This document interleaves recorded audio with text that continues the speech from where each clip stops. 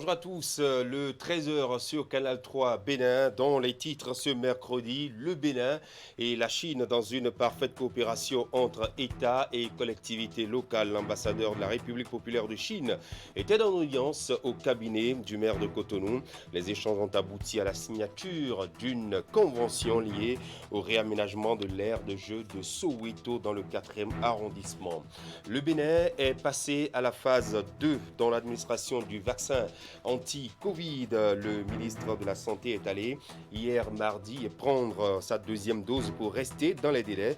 Ce fut une cérémonie qui signe le lancement de l'opération de vaccination dose 2. Et puis dans ce journal, on parlera de ce creuset qui rassemble pour un idéal les natifs de l'aire culturelle Youm du département de l'Atakora. Natitengu samedi, ils ont créé l'association de la communauté Youm de l'Atakora avec pour objectif la sauvegarde et la pérennisation des traditions et coutumes ancestrales.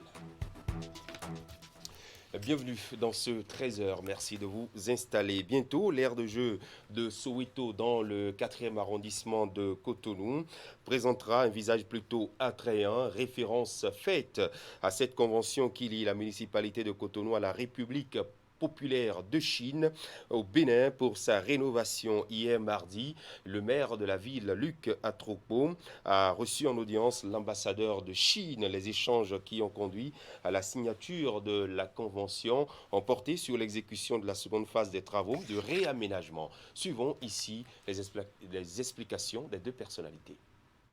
La Covid nous fait porter le masque, mais la Covid ne peut pas nous faire arrêter notre coopération.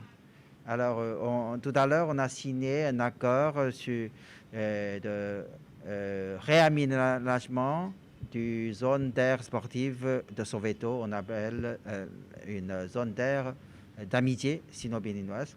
Parce que l'année dernière, on a fait une petite aménagement pour la première phase.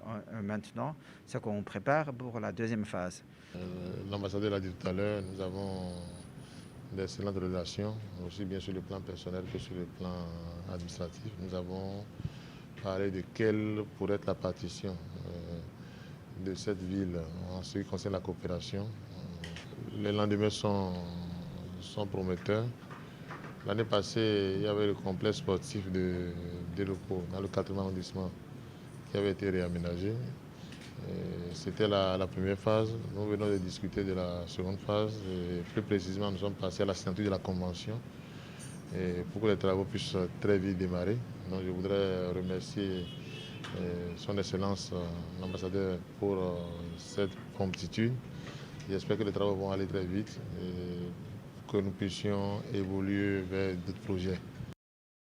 Nous étions hier 1er juin, journée nationale de l'arbre. Dans plusieurs régions du Bénin, des initiatives de reboisement pour reverdir la terre sont prises et se poursuivront d'ailleurs sur plusieurs jours dans plusieurs zones.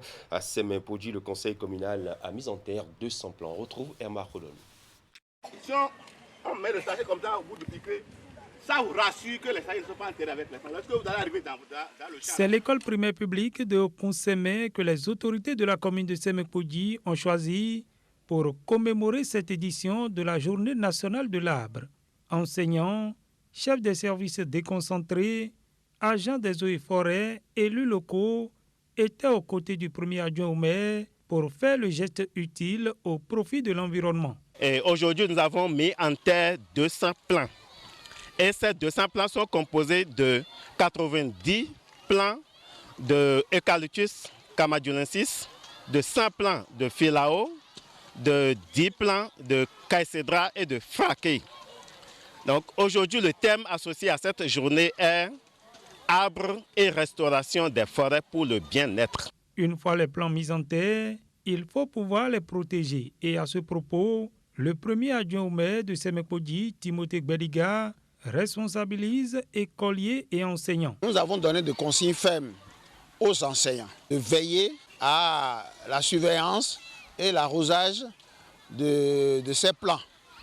Vous savez, aujourd'hui, sans l'arbre, il n'y a pas la vie. Nous avons constaté que notre environnement est détruit du fait d'absence des arbres. La destruction de la couche d'ozone il faut les arbres pour les protéger. La protection de l'environnement, il faut les arbres. Il faut les arbres, effectivement, pour attirer la pluie. Parce que nous manquons de pluie pour nos cultures. Et si on ne fait rien, on sera dans l'insécurité alimentaire. Pour cela, nous avons mobilisé tout le monde.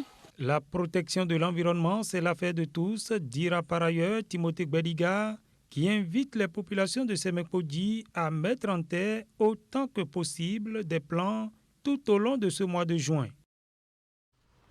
Semekpodji comme Cotonou, ici, eh bien, le conseil municipal a choisi le quartier à Glace dans le 13e arrondissement de la ville pour cette opération de reboisement. 400 plants sont déployés pour border les rues et changer le paysage les années à venir. Teddy Goudalo a fait ce reportage présenté par Nagui Valagu. Luc Atropo, maire de Cotonou, procède ici à la mise en terre des plants à l'occasion de la commémoration de la 37e édition de la Journée nationale de l'arbre. Ensemble avec ses collaborateurs, ils ont sacrifié à la tradition pour faire de Cotonou une ville verte. Et c'est cette avenue du quartier Agla dans le 13e arrondissement qui a servi de site pour l'exercice. Par les temps qui courent, avec les affres du changement climatique, nous avons besoin de planter de plus en plus des arbres. Et ça, tout le monde le sait. Si les arbres que nous plantons depuis des décennies restaient en place, c'est sûr qu'aujourd'hui, nous ne serons plus là où nous en sommes aujourd'hui. Si chaque citoyenne et chaque citoyen peut aujourd'hui planter quelque part dans son jardin ou quelque part dans le quartier, ne serait-ce que quelques arbres, je pense que l'année prochaine, quand nous aurons à faire le point, nous constaterons que nous avons fait des pas en avant. La mise en terre des plants s'est déroulée de commun accord avec l'administration des eaux, forêts et chasses.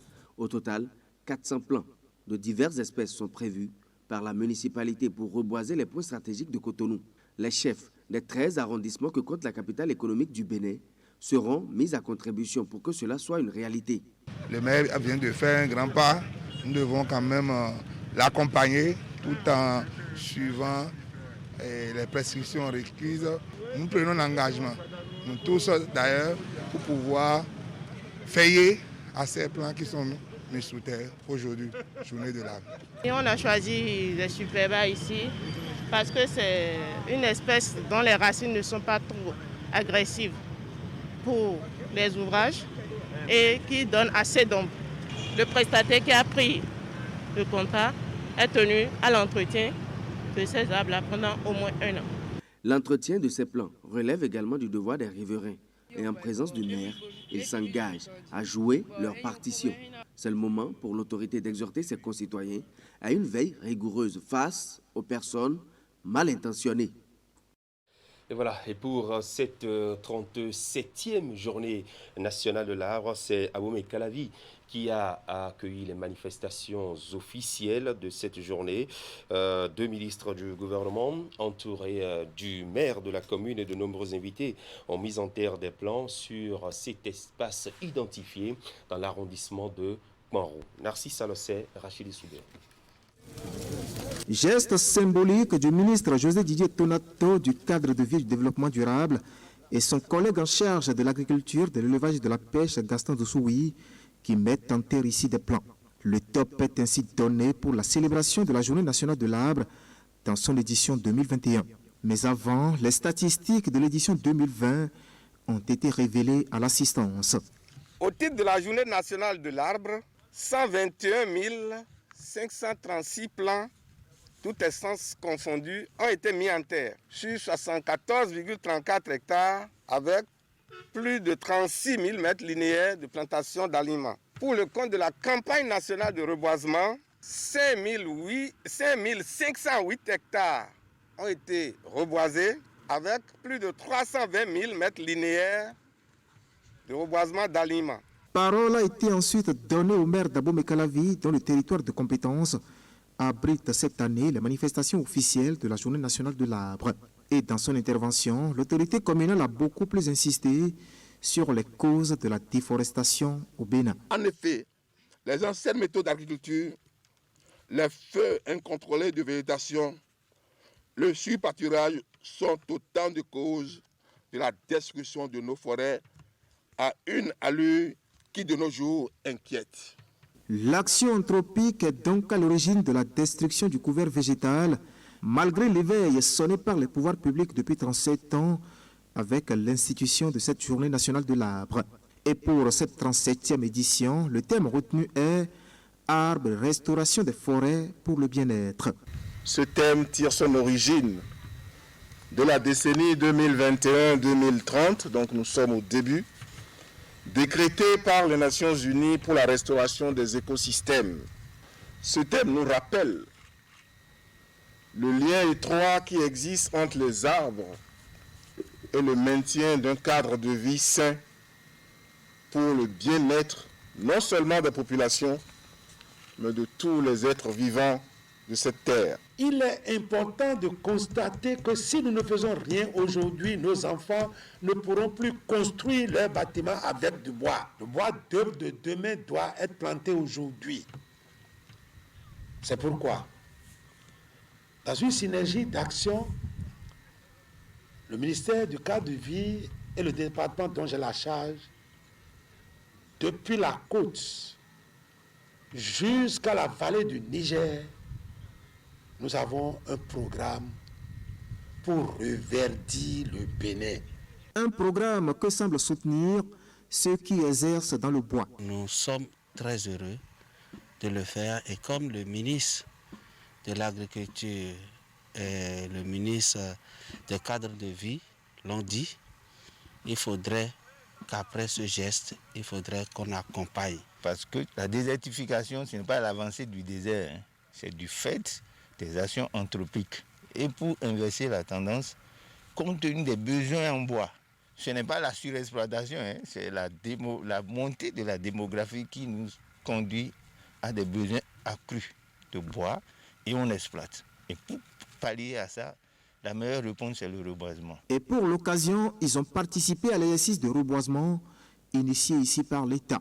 Sur ce domaine, situé ici à Kbaron, dans la commune d'Abomey-Calavi, et qui s'étend à perte de vue, une superficie de 5 hectares a été aménagée pour recevoir 12 500 plants. Et les premiers ont été mis en terre, séance tenante. Et voilà, on parlait justement de la journée de l'arbre, on parle de reboisement et bien évidemment de la protection de l'environnement. Et c'est une activité de renforcement de capacité dans le cadre de l'opérationnalisation du projet assainissement assuré par la société de gestion des déchets solides. Comme vous allez le voir, les acteurs conviés sont des responsables des petites et moyennes entreprises dans la pré-collecte. Ils sont spécialisés dans la pré-collecte et ils sont des partenaires de la SGDS. La démarche vise à les outiller pour une meilleure organisation de l'activité de pré-collecte des ordures et de présentation lancement des poubelles homologuées. Reportage de Nagui Balagbe et Moufid Sabo. Le bon et le moins bon du partenariat entre la Société de gestion des déchets et de la salubrité du Grand Okoué et les petites et moyennes entreprises spécialisées dans la pré-collecte des déchets, scruté au cours de cet atelier de renforcement des capacités organisationnelles de ces structures partenaires, une sorte de bilan opérationnel au bout d'une année de mise en œuvre qui permettra d'identifier les besoins d'intervention pour la suite. Nous avons jugé utile de pouvoir aujourd'hui se voir marquer une pause pour essayer de regarder de près ce qui a très bien fonctionné, ce qui n'a pas bien fonctionné, et puis voir dans quelle mesure nous pouvons s'appuyer sur ces forces-là pour corriger nos insuffisances et pour faire mieux.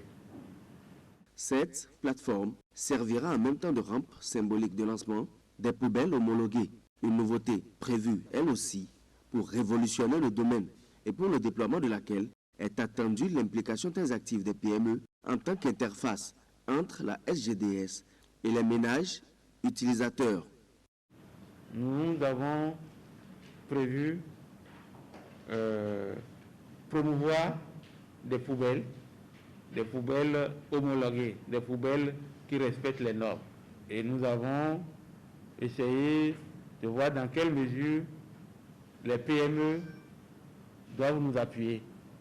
Nous allons vous présenter ce que nous envisageons, quel va être le rôle de votre rôle dans la promotion de ces poubelles.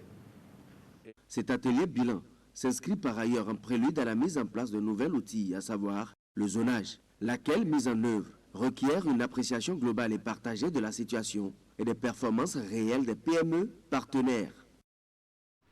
Et ils sont tous des chefs de centres de promotion sociale. Ils sont suivis à Boycon, une formation sur la microfinance, la finance inclusive et le microcrédit à l'AFIA. Ceci dans le cadre de la mise en œuvre du microcrédit à l'AFIA pour de meilleurs résultats sur tous les pans du projet. Le ministère des Affaires sociales et de la microfinance est initiateur de l'activité. Imetilena Amoussou à Boycon. Après une première session de formation organisée au profit des directeurs départementaux, le Fonds national de microfinance FNM renforce cette fois les capacités des chefs des centres de promotion sociale. Plus d'une cinquantaine, ils sont venus de l'ensemble des départements du Sud et du Centre Bénin. Pendant 2 jours, ces hommes et femmes vont améliorer leur niveau de connaissance sur la microfinance, le mode de fonctionnement du FNM et ses produits, notamment le microcrédit à l'AFIA. C'est un cycle d'activités que le Fonds national de la microfinance organise, non seulement pour vulgariser le microcrédit à l'AFIA, mais également pour assurer son rôle, disons, d'appui au secteur de la microfinance. Vous le savez tous certainement, le Fonds national de la microfinance est un peu le bras financier du gouvernement en termes de microfinance, et le fonds a pour mission de développer des programmes pour soutenir tout ce qui contribue à la promotion de la microfinance et de l'inclusion financière. La formation de Boycon s'inscrit dans le cadre d'un processus de mise à niveau lancé en novembre 2020 à Cotonou. Elle intervient pour combler le gap d'information et de connaissances entre les structures centrales et les services déconcentrés du ministère des Affaires sociales et de la microfinance en décidant de renforcer les capacités des chefs des CPS, premiers acteurs en contact avec les populations. Le FNM travaille à une meilleure mise en œuvre des projets qu'il exécute, surtout le microcrédit à l'AFIA. Et pour atteindre les objectifs, dans le département d'Izo, le microcrédit à l'AFIA est devenu une réalité. Parce que sur déjà 9 000 requérants, il y a environ 7 000 qui ont été satisfaits. Ces résultats ne sont pas obtenus sans vous, sans votre détermination. Les objectifs essentiels qui sont assignés à la présente session sont aider les participants à comprendre les concepts fondamentaux de la microfinance et de la finance inclusive, faire connaître au cadre des directions départementales et des centres de promotion sociale le nouveau produit du Fonds national de la microfinance, le microcrédit à l'AFIA, faciliter enfin l'appropriation par tous les attributions du ministère des Affaires sociales et de la microfinance dans le secteur de la microfinance, ainsi que les rôles complémentaires des autres acteurs du secteur. Après Cotonou et Boycon, le FNM va se rendre dans le Septentrion, précisément à Parakou, pour le même exercice. À ces séances de formation, les différents acteurs vont se familiariser avec les démarches à suivre en matière de microfinance et qui diffèrent de celles des actions sociales, ce qui va permettre une mise en œuvre à grande échelle du microcrédit à l'AFIA. Et puis cette lutte planétaire contre la pandémie du coronavirus se poursuit et notre pays, le Bénin, est passé à la phase 2 dans l'administration du vaccin anti-Covid. Le ministre de la Santé, Benjamin Hunkpati, qui a procédé à l'ouverture de la vaccination il y a de cela 2 mois, est allé hier mardi prendre sa 2e dose pour rester donc dans les délais. Ce fut une cérémonie en guise de lancement de l'opération d'administration de la 2e dose. Ali Moumouni, Opportune Glélé et Eder Roupavi pour le point. Face à ces médecins, le ministre de la Santé, Benjamin Hunkpati, qui remplit les formalités pour prendre la deuxième dose du vaccin contre la Covid-19.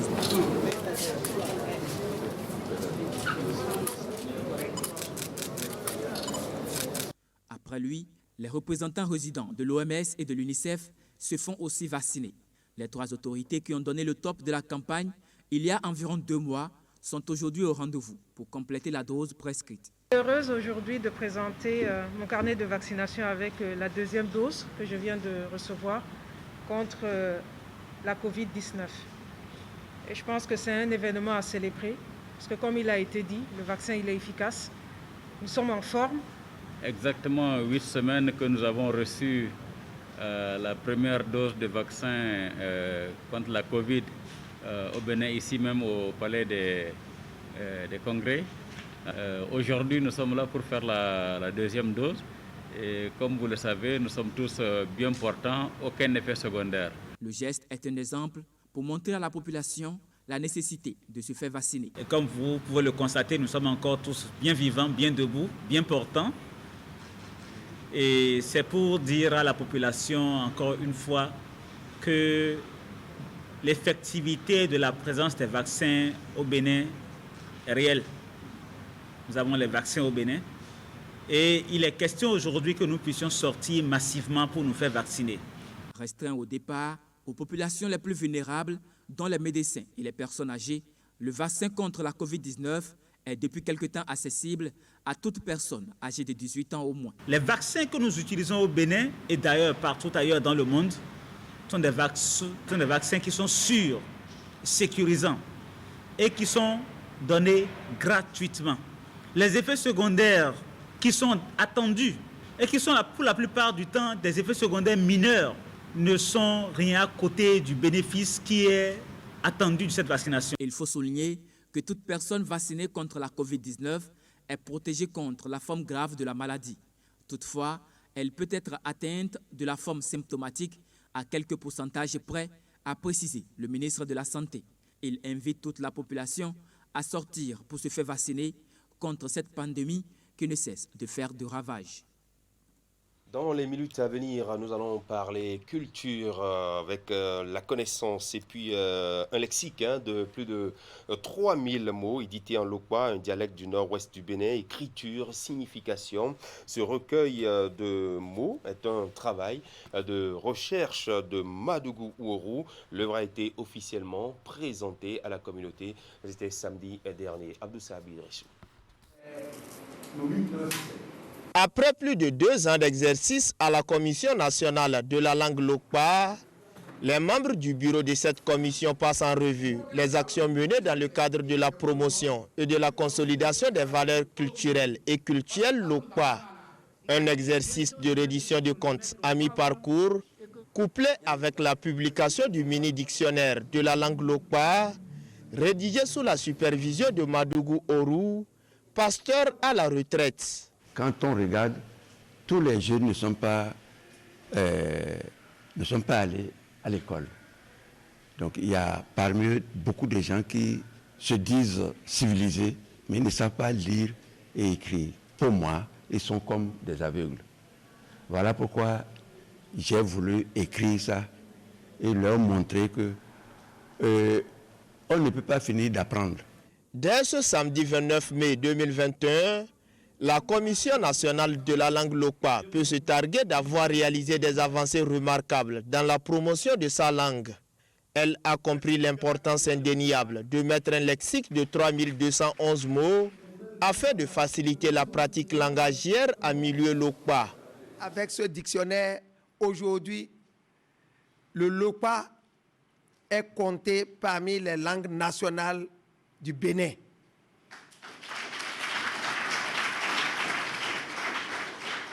Nous avons l'alphabet, nous avons le dictionnaire, nous avons des alphabétiseurs.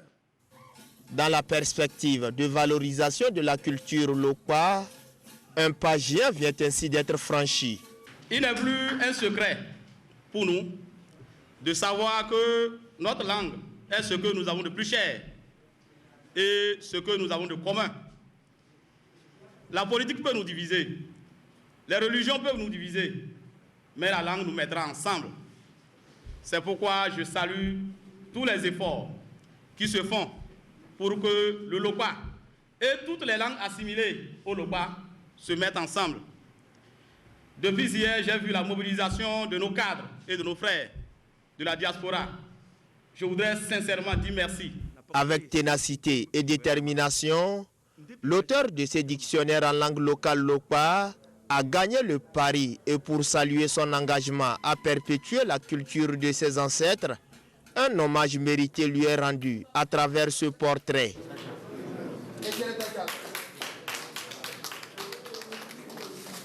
La Commission nationale de la langue Lokpa, qui ambitionne faire de sa culture et de sa langue un facteur de développement à la base, a installé des écoles d'alphabétisation à Waké, Basila, Djougou, Kopargo, Parakou et même au-delà des frontières nationales.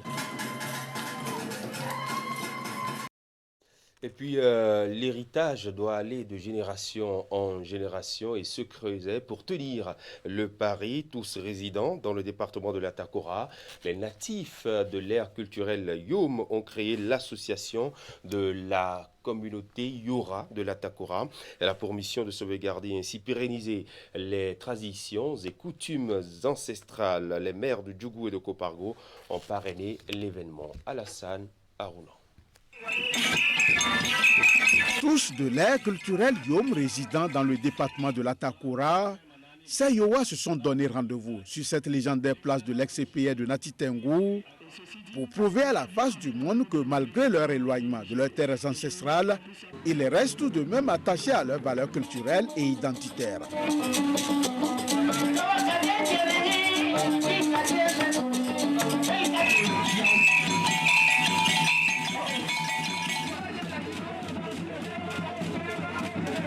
Pendant longtemps isolés les uns des autres, malgré qu'ils partagent une même terre d'accueil, ces filles et fils Yora et Tanika ont finalement décidé de se retrouver en assemblée générale en vue de créer l'association de la communauté Yora de la Takora.